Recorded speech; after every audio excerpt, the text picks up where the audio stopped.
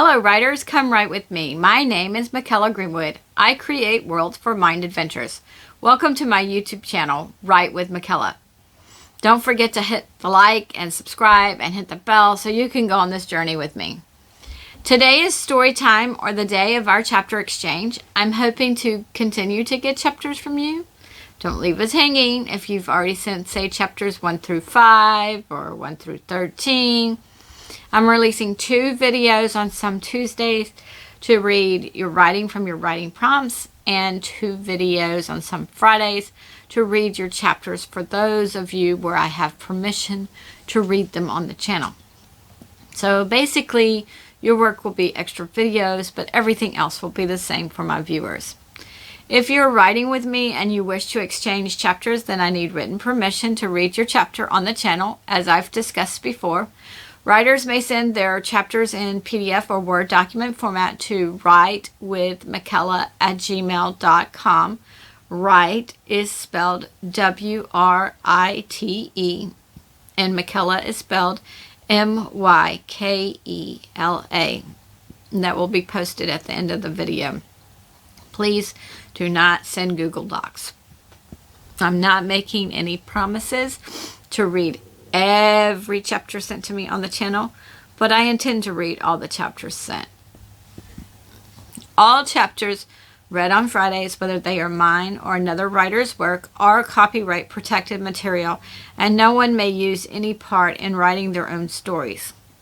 I want to remind you that this story is at least PG-13, meaning if you are under 13 years of age, you need parental guidance. This story is in its rough draft stage. As we've already heard, some mistakes. Some of the writing has been mistaken, and I've read a few things incorrectly. I think the last week I read, I said the name Kirsha when I should have said Kilty. So there's mistakes in both the writing and the reading. The title of this story is City of the Ancients, and today we are reading chapter 17. One viewer wanted to know if they could have something to read along with as I read. So if that is something you would like, then email me and ask me for the chapter. I will create a PDF of the chapter. The PDF, once created, won't receive any edits, and it may or may not match exactly what I read on the channel. But that's what I can offer. Let's start. Chapter 17, another leg of the journey. During the next few days, they each read, and the siblings practiced their magic. Kilty would go to her room to talk to her grandpa because she realized there was a wariness around what Mr. Vollins knew. Kirian was getting good with his fire spells, and Kirsha encouraged him to change some of the words to water words or wind words. He was ecstatic when he got results, even though they weren't always what he expected. Kirsha watched some, but she also was doing her own things. However, when she watched Kirian, she just knew there were scientists in the Ulterarium scribbling down notes. After a few days, they got out their map and tried to find the best route to Castle East Polk. There was no straight route, unless they went through some trees. So that's what they decided to do. They would head northeast and go through the woods twice. After they exited the woods the second time, they would head north because they didn't want to go to Kilty's village. The next problem was finding a way out of the castle without floating south on the raft. After trying for several hours, they decided to ride the river south to get out and then to walk north along the eastern wall. They would turn northeast once they passed the castle and met the line of trees that came down straight south. It took them a while to pack, but they were out of the castle by mid-morning. Everything seemed quiet as they rode north in the wagon. Kirsha even liked Mr. Vollins a little better, now that he was reading every book they had on heraldry. Darkness came before they came to the northern edge of the east side of the castle, so their first night they slept by the wall. It didn't seem like Mr. Vollins knew the wall was there. During their second day of travel, they traveled north and met the tree line that headed straight south. They weren't familiar with this area of the land, so they stayed near the tree line and would head northeast once the trees did. They had brought food from the castle, but Kirian did his best to catch them some game every now and again. He wanted to prove to himself that they would be okay out here in the wild on their own. Everyone enjoyed it when he caught a rabbit or a squirrel. Finally, on the third day of travel, they entered the trees a little after midday. They all stopped reading their books and looked around. The light in the forest wasn't as bright, and it made reading a little more difficult. Mr. Vollins commented on not being able to see the pictures accurately enough.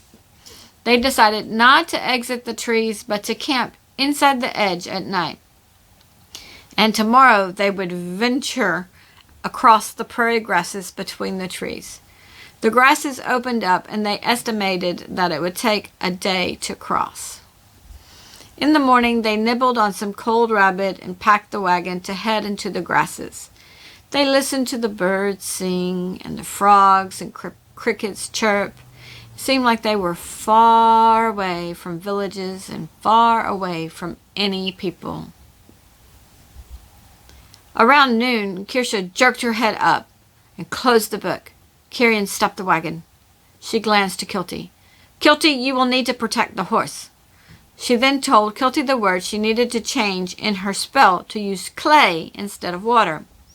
Then Kirsha was urging Kirian to get down. Kirian didn't know what was going on. But then he saw them. He saw the dissenters running towards them, and they were coming a lot faster than he could run. Mr. Vollins looked and saw. Then he just lay down in the wagon and pulled a few things over himself. Kirsha and Kirian got down. Kilty's hand went to her orb that hung around her neck, but was under her dress. She thought to her grandpa, "What should I do?" "Do exactly what Kirsha said," were his reply thoughts. "Make a huge bubble and change the words that Kirsha told you." Kilty was scared, and so was the horse. But Kilty said her spell. The cage over her was not like the cage Kirsha had made before. This cage was a solid wall of clay over them, and it went all the way to the ground. The scientists stood up and gathered closer. People walking past them noticed and started gathering around the sphere. The scene didn't look good to them. Some of the scientists were counting. 17, 18, 19. No, I counted that one. Several others in the crowd tried to count as well. They got numbers between 17 and 23. When Arik and Arisha arrived, Arisha gasped. The first thing Kirsha did was to shoot fire at several, and when they slightly slowed, she built the cages. She did this several times. Kirian was now proficient with fire, but he couldn't do the cage yet. He did end up putting a water bubble around a couple, which put out his fire. Kirsha saw some run past her and Kirian, and she knew they were heading to Kilty. She glanced over her shoulder and saw a clay bubble over the entire wagon and horse. She grabbed some spears out of a pouch and enlarged them. She used the wind to direct the spears into several targets. Much to Kirsha's dismay, the dissenters were ripping the spears out of themselves, but she started shooting fire again and trying to trap. Then her and Kirian both heard Kilty scream. They both turned back and saw dissenters on top of the clay bubble over the wagon. They were bashing it in. Kirsha used the wind and knocked them off, and then her orb vibrated. "Behind you!" Kirsha turned quickly and did the only thing she could. She enlarged the spears in her hand, and just in time, too. 3 dissenters were running towards her and jumping to jump on her. The spheres enlarged, but not before a dissenter scratched Kirsha's right near her eye. Then the 8 to 10 spheres went in as the dissenters were coming down on her. Kirsha jumped back. The shaft of most spheres broke in two, and several dissenters had used their claws to deeply scratch her, but she couldn't focus on any pain at the moment. Kirsha glanced around and saw dissenters knock Kirian back. She glanced to the wagon, and had seen Kilty had repaired the clay bubble, or at least no dissenters were on top. Blood was trying to stream to her eyes. She quickly wiped her sleeve against her face. Kirsha then used wind to knock Kirian's opponent off him. She tried to look around to count. She counted 12, but there could be more behind the wagon. Kirsha concentrated on the ones she could see. She sent fire to all 12 and made cages for them all. One of them she created the cage just in time, because he was jumping at Kirian again. But instead he jumped against the wall of the cage. The cage before Kirian crumbled in places as the dissenter kept jumping against the clay bars, so Kirian cast fire in the cage. Kirsha took a breath as she thought of what they should do. She heard Kilty scream once more, so once more she used the wind to knock the dissenter off. She felt her orb vibrate beneath her dress, but she didn't feel words like she did last time. Kirsha looked around. She could feel Mayorti, but she didn't know what he looked like. Kirian was doing what he could with throwing fire at dissenters, but somewhere along the line he remembered that the last blow couldn't be magical. He had a knife that hung at his belt, but he didn't want to get close enough to use it, even with having the longer knife that Kirsha had brought back from Castle West Polk. Kirsha started sending magic into the dissenters to see how they felt, as the dissenter knocked Kirian down again, and this time the dissenter's claws scratched his arm and his face. Everyone near the sphere leaned in. Finally someone asked, "What is Kirsha doing?" Orisha smiled slightly. "Probably breaking another rule." "It looked like," started a scientist. "Well, I'm not accusing, but we send life essence or magic to each other when we're in battle. Why would she send them magic?" Another scientist tapped his shoulder. "She has a hypothesis." He flipped several pages in his notebook and let the other scientist read. Apont rubbed his chin. They all continued watching. Kirsha was frustrated. She could not figure out which dissenter was Mayorti. She pulled her magic back to herself, and she did see that it affected them. She hadn't tried the gems yet, so she put her hand in her pouch and pulled them out. The next few things she did instantaneously and without thought. She took her arm across herself and slung the gems in the air. Her wind picked up the gems and continued their path. With her other hand, Kirsha grabbed her orb, which came out of her staff and into her hand. The orb shot purple light into all the gems that were flying in the air. Dissenters froze for a few seconds, but then some of the gems were flying into them. Kirian looked around, amazed. He didn't know what Kirsha had done, but he grabbed his orb out of his pocket, and instantly orange light from his orb raced to the gems. Gems that went through dissenters sliced through them, and dissenters fell. Kirian thought, "Last blow can't be magical." He reached for his knife, but he didn't head towards any dissenters. Once again, several dissenters were on top of the clay bubble over the horse and wagon. Kirsha looked over, but before she could send any wind, she saw a red light shoot up into one of the dissenters, who fell over and then off the clay bubble. The red light headed to Kirsha and Kirian, and then to the purple and the orange light met it. And then the purple light and orange light met it. And the lights formed a triangle because Kirsha's purple met Kirian's orange. Each sibling was at a vertex. The 7 remaining dissenters decided they needed to leave. But as they started moving away, Kirsha once again grabbed some spears and sent them into the dissenters. The dissenters once again ripped the spears out, but Kirsha was sending fire and building cages. She didn't want them to escape because she didn't want them to hide in the woods and attack them later, especially while they slept. When it didn't seem like they were moving anymore, Kirsha glanced over to Kirian. She was very glad he was alive. She glanced to the wagon and was confident that Kilty was alive under the bubble. Her heart was still racing, and her breathing was harsh.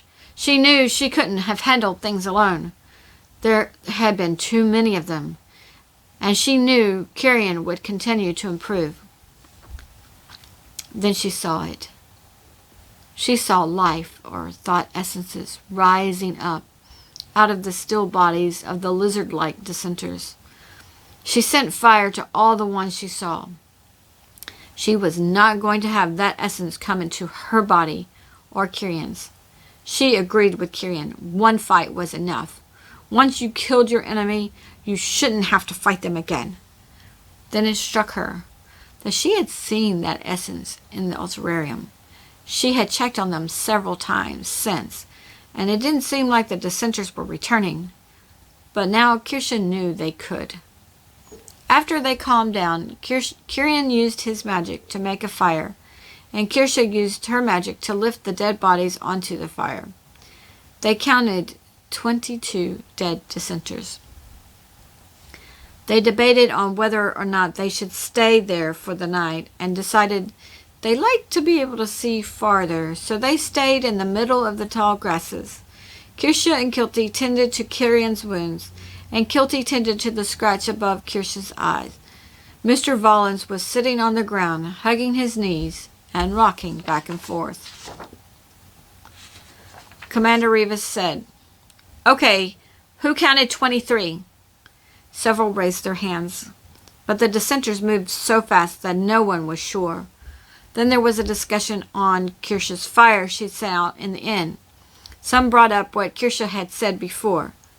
One child said, "I saw something." Everyone turned to the child, and the child became still and quiet. "Go on, Hasherman. Tell them what you saw," said the mother. Hasherman motioned with his hand.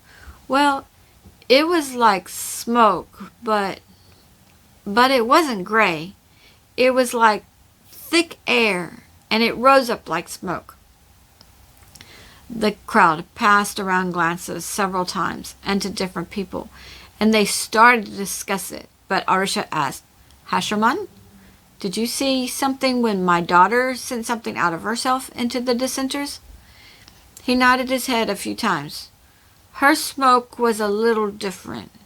Her smoke wasn't as thick. It was... He turned to his mother. "Steam! Is that the other word?" The mother ran her hand over the boy's head. "Yes, son, that is another word." The crowd started discussing what they saw and what Hasherman saw. They discussed how Kirsche's hypothesis might be right. The last blow could be magical, but they had to watch out for the essences that came out of the bodies. Kirsche made sure to tell Kilty many times how well she had done and how she knew the horse was grateful. Kilty knew that she hadn't thought to repair the bubble, but her grandfather had told her through the orb. Mr. Valens was quite frazzled. He didn't understand how they weren't dead. There were so many dissenters burning on the fire. He started running his hand over his head between rocking back and forth. Finally, Kirsche just said, "There's a hypothesis that says they don't want to kill us. And they just want to inhabit us so when we go to the ultrarium they can ride in and then come out once we're there." "Oh my," replied Mr. Valens. "That is quite a hypothesis." Kirsche and Kirian thought together. After a little bit, they included Kilty in their thoughts. Kirsche wasn't buying the hypothesis because she thought the dissenters didn't need to attack. They could wait for them to fall asleep. Maybe they didn't know about the sphere, but the ancients covered the sphere when they slept. So the ancients in the ultrarium wouldn't know. After a few minutes of thinking on that, they moved on to the lights from their orbs, connecting and forming a triangle. They speculated a little bit, but then decided to read in their books and look for any information about the orbs and their purposes. Before they read, they checked on their wounds before they lost daylight. They had already dressed them as well as they could be. Both Kirian and Kirsche had received several deep scratches from the dissenters. They had skipped Kirian's village to try to miss running into the group of dissenters, but they ran into them anyway. Kirsche wondered if she should go to the village and check it out, but she didn't know anyone there. She briefly thought maybe that was how the dissenters had found them. Maybe they somehow sensed when she floated on the wind, but then she thought not.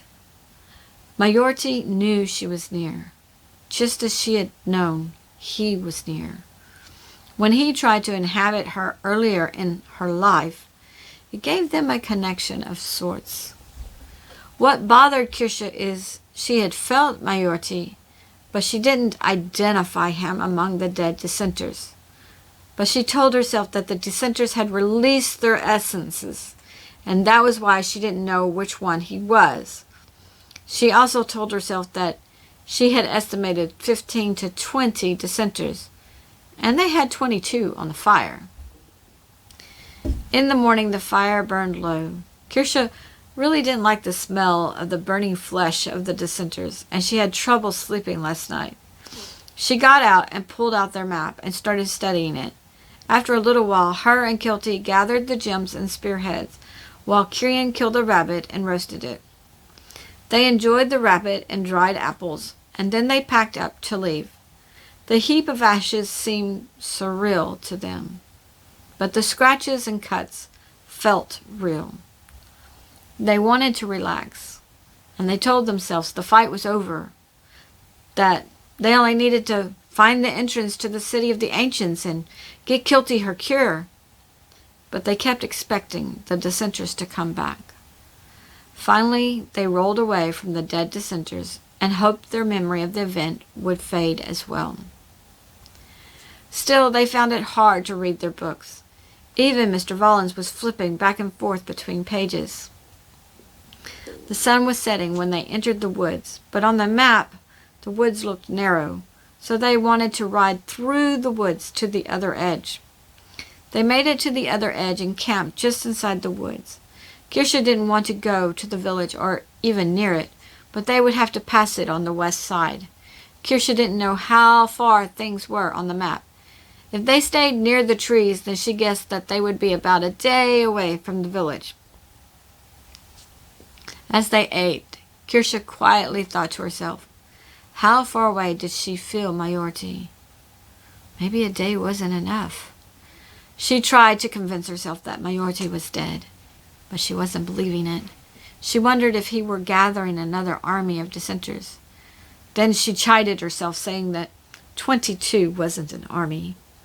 But then she looked at Kirian and saw all his wounds and decided that against the 3 of them, 22 was definitely an army. Kilty didn't like the quiet, so she raised her hand to her orb.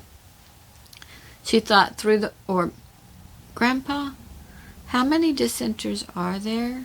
Would there be a village full? Apont reached his hand forward and touched the sphere. He said, I'm not sure we ever had an accurate count, but after the last war where we killed thousands of them and they killed thousands of us, there were at least 7,327, because that's how many we recorded as placing in the planetarium, which is similar in many ways to the ultrarium where we live. Kilty's thoughts came through the sphere, and the scientists recorded what they saw, although they didn't hear anything. Kilty thought, that's a lot of people. We didn't have that many people in our village. All 4 villages combined probably didn't have that many people, put in Apont.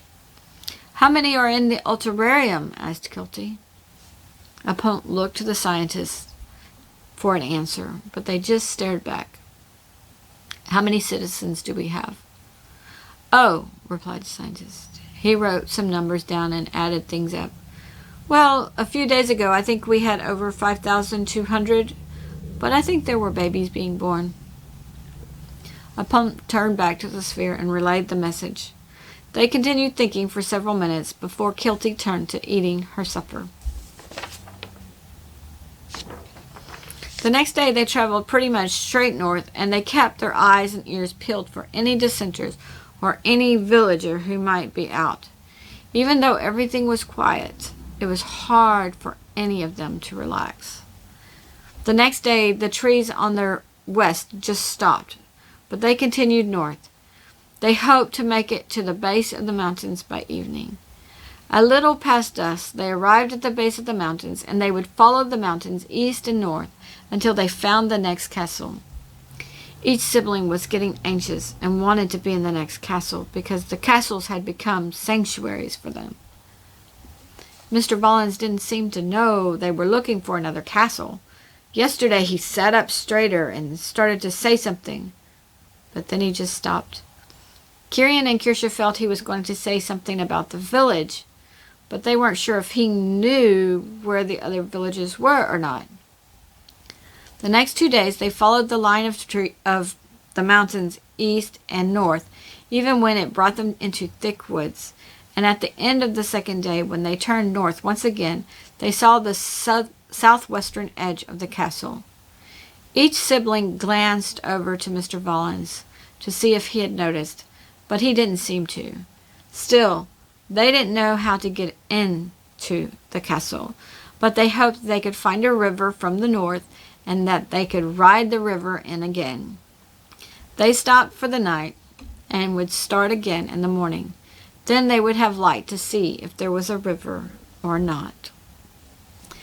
Okay, writers, that is the end of chapter 17. What a lot of action. Now, in a previous chapter, Kirsha watched a battle in the Ultrararium where ancients fought the dissenters, and I didn't describe it too much. I didn't describe too much of that battle. I will have to decide if I want to go back and fill it in, or if I want to leave it as Kirsha watching and learning what to do to fight this battle she fought in this chapter.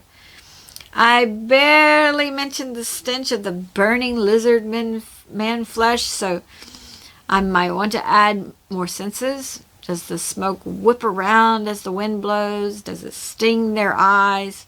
I think it might. I will have to add that. And of course, I left the reader with a question. Where is Mayorti? Is he dead on the pile? Did he somehow escape? If he did escape, did he even fight at all? Or did he just lead the group of dissenters to the siblings? These are questions from the reader's perspective. And if I'm good, I'll weave in all ends. Now, if you have watched episodes from Tuesdays, then you know that I probably need to put in more senses and more action. I need more descriptive words. The story is by no means complete or in a polished fashion. But I hope that by sharing a rough draft, you can see the edits I need to make to polish it up. On that note, please don't wait until your story is perfect before sharing. My viewers are looking forward to me reading your chapters. We have talked a little about climax, or the highest point in the story. If you haven't broken your story down into chapters yet, then look for smaller climaxes. Today's chapter had a natural climax, the battle, and a scene to tie it together after the battle. You know, how the people were feeling, and so you just didn't have the battle and stop. So you had the battle and then the people as they felt what had happened. And they reflected on that or thought about that. Okay, so that was, you know, you don't want to just end at the high point. You want to bring people down. So you have the climax, then you kind of bring them down a little bit. Last Friday we had the climax of Kilty finding her orb. And then a few things after that to tie that up, including the ghost or spirit being able to go to the other realm where she belonged. So that was tying in that last end. So my readers don't have this question. Is that ghost still walking around that castle? No, she went to the other realm. Now there still might be a question of, can she use telepathy with Kilty? And we don't know that. And that's probably not going to be in this book. If I do a second book, which I don't intend to do at this point, then that could be brought up in there if they can use the telepathy or not. Now, as we've read the story together, you know that a few of my chapters were quite a bit longer. So I will have to reread those to see if I can find a couple more mini climaxes in there and I can split them. I will look for many climaxes, and if I find them, I can split the chapters. sometimes some of my works, there are multiple little climaxes in there, but sometimes things are so interrelated, or this is happening over here and this is happening over here, that you can't really split the chapter. So you will have longer chapters. So leave a comment. I think I skipped some sentences. Sorry. I tell you that writing is fun stuff. I do enjoy writing. Editing may seem too hard or not so fun, but when you read your work of fiction and you find that natural mini climax and you break off a chapter, you will feel a sense of accomplishment, and it really isn't too hard, especially after you break off a couple chapters. Leave a comment below on how long your longest chapter is, and if you think you should break it up, or leave a comment if you found many climaxes in your chapters, and did that surprise you? Join me Tuesday for another writing prompt or some more jargon. Join me Friday for chapter 18, East Polk Castle. I think that should be Castle East Polk. I've written that incorrectly. There's another mistake we have to fix. We are getting close to the end of the story, because at this point I only have 20 chapters. If you are sending chapters, do not think for a minute that your story needs to be 20 chapters. You might have 10 or 40 or any other number. I don't think there's a set number. It's just based on many climaxes or high points of the story. Your story needs to complete or accomplish something. Or if your characters backslide, then the backsliding needs to stop. Don't forget to hit the like and subscribe and the bell so we can continue writing together. Send your latest chapter as a PDF or Word document to WritewithMykela@gmail.com. Or if you haven't sent any chapters, then send your chapter 1. You don't need to polish it or perfect it. Look at everything we found wrong so far with my story. This is just fun stuff. Visit my website and read about the characters of Mykela, operatives, City of the Ancient. My website is www.bymykela.com. That's www.bymykela.com. Leave a comment below on how many bios you've read so far, or let me know your favorite characters so far. Thank you for joining me today. I really appreciate your participation. If you know someone who would like this video, then please share it with them. This is Mykela with Write with Mykela. Bye for now.